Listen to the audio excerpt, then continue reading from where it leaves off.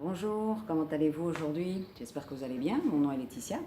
Alors hier on a parlé de la conscience corporelle, du corps, comment ça sent, ne pas mettre d'étiquette, mais juste savoir dans quelle humeur est son corps. Et aujourd'hui je voulais vous parler de la même pratique mais passée à la tête. Donc votre cerveau, 24 heures sur 24, il envoie des messages, des pensées.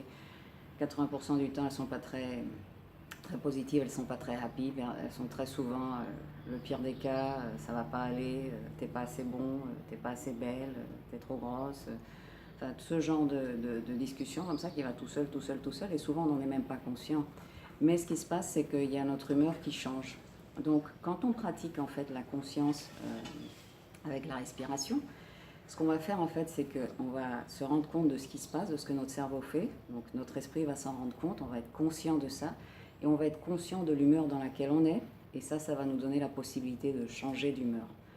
Donc tout passe par la respiration profonde. Quand on inspire, le ventre se gonfle comme un ballon. Quand on expire, il rentre.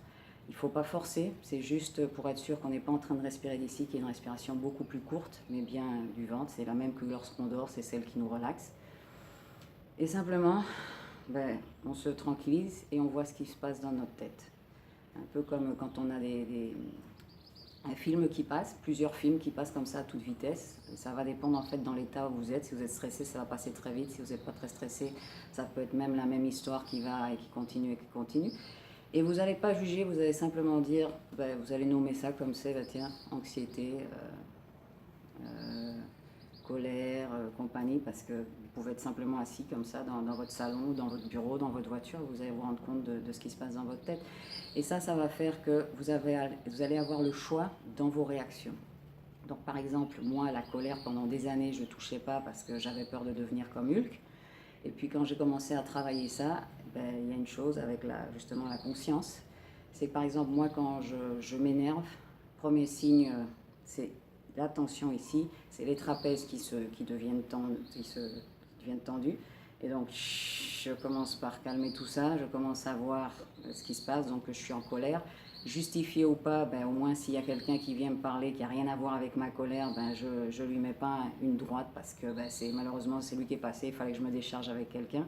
Au contraire, je me rends compte que je suis énervée, je recadre l'histoire et je me dis bon ça n'a rien à voir avec ce qui se passe maintenant, donc je vais répondre correctement à cette personne-là.